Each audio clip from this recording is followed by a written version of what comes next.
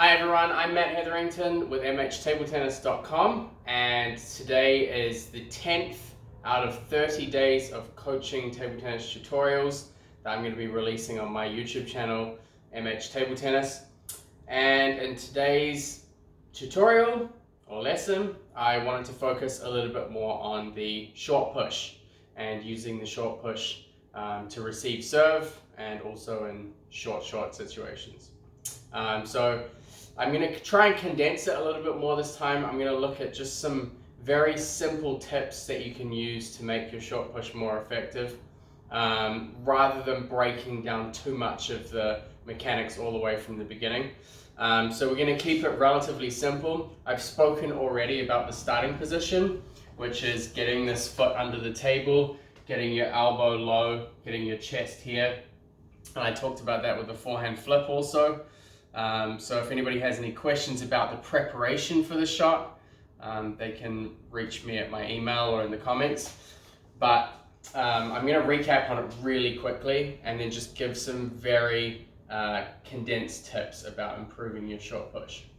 We'll go over a quick recap of positioning first. Obviously we're starting middle of our backhand side, body low, knees bent. And we're dealing with either somebody serving or pushing short. For the forehand side, we need to make sure we get our leg under the table, getting as close in to the top of our hip as we can. Body weight low, chest forward, head close to our racket, elbow low and racket forward. So usually for this short receive, we come in leg, body and racket forward at the same time. And it's the same with the backhand. With our playing foot, for most of these balls, racket forward to here. And then if the ball's a little bit wider, we have to move the opposite foot. But generally, the important part is that we get our foot close under the table, but that we get our racket and our body close to the ball contact. Once we get to the point where we're going to start thinking more about the contact of the ball, this is generally where players make a lot of mistakes.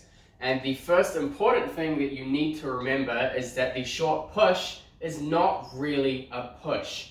It's more of a very subtle touch shot. So players who push at the ball are going to have a lot more trouble controlling the ball length and also height. So when we're coming in to play the short push, there are a few things that we need to remember. First of all, relaxed hands and just a little bit of firmer grip in the thumb and finger, but usually letting the weight of the racket fall back onto your finger and just tightening a little bit here to support that. So your hands are very soft, okay? So it's a soft hands touch. It's not tight or tense. And we're just tapping at the ball. It's a very, very subtle touch shot. So there's no backswing. There's no pushing into the ball or heavy movement. It's a very subtle touch. So it's important when we're doing this that we keep our body in. One area that players have problems with is they start preparing for the next ball too quickly. So they get in and they touch and they're moving out already. You have to make sure you finish the stroke before recovering. Okay, so stay in a little bit and then come back. Also, another area that players have trouble with is controlling the height. And I think this is probably the biggest area of issue that players have. So in order to control the height of your short push, you want to try and take the ball while it's rising. And you want to take it on the way up. This also helps you generate some rotation on the ball as well. So players who take the ball when it gets to the top of the bounce usually find the height of the ball or the height of their short push is a little bit too much over the net. So it helps very much to get a good short push, to take the ball a little bit earlier and to have soft hands, okay? So a touch early in the bounce and also changing the angle. So an open angle on your backhand or on your forehand, when the ball hits it, it's gonna go a little more up, okay? So think about the deflection off your racket. If your racket's too open, if my racket's like this, the ball's gonna come here, it's gonna start moving up a little. So the thing that I tell people in order to control the height of their short push is to add a little bit of angle on the side. Okay, so you can come in this way, and instead of touching with your wrist back like this, you want to have some angle on the side of the ball, and that prevents the ball from bouncing up too much. So really your focus areas need to be getting close to the ball contact with your body, taking the ball a little bit early on the bounce, making sure that you're not pushing at the ball and that you have relaxed, soft hands so that you can just make a small touch shot. And then the last thing is just adding a little bit of angle on the side, whether it's this way or this way, to stop the ball from popping up. So I would say those are the 4 key areas that you need to work on in order to execute a good quality short push or short receive. The short push is generally something best practiced with a training partner, and having those short rallies or returning short serves to start with.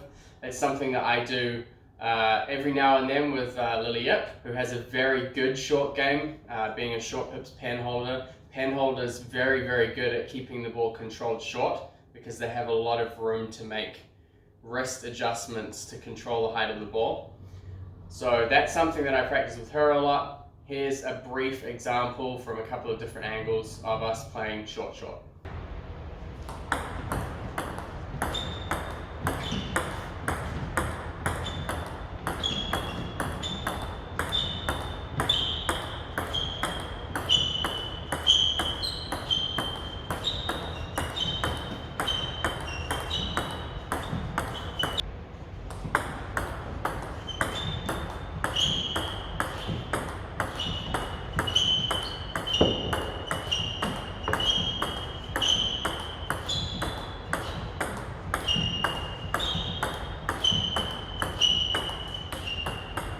Another thing that you can do or add to your practice once you've done short, or if you want to adapt it a little bit more to a match play scenario, is after maybe 4, 5, 6 short balls, either you or your practice partner can either flick or push the ball long, and this adds to that playing short practice with the recovery out from the table.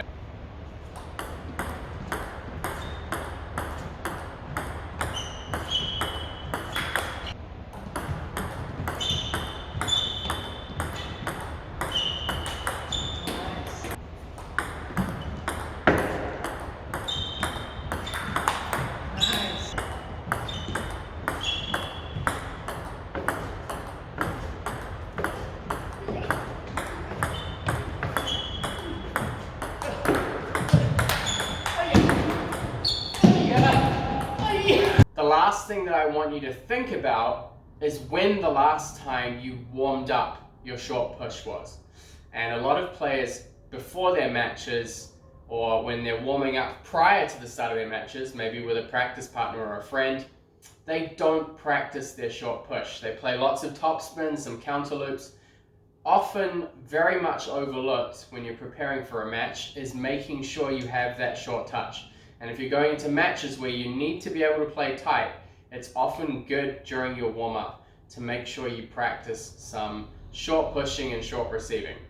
And I find usually if I do that before my matches, it's very helpful going into the match just to have warmed up that touch feeling and the timing of my short game. So certainly an important area of the game, being able to keep the ball short. You can stop your opponents from having that opportunity to attack early, and being able to control short is very important. We don't want the ball going half long. We don't want to be pushing too tense and having the ball going long and giving our opponent a chance to loop first. The goal is very much to keep the ball low over the net, very short on the table, and to restrict our opponent's options as much as possible. So if you have any questions about the short push or short receive, please reach out to me. Comments below, email MHTableTennis@gmail.com. Always happy to answer your questions and give advice if I have some. And thank you guys for tuning in today. I'll be back tomorrow with another table tennis tutorial video.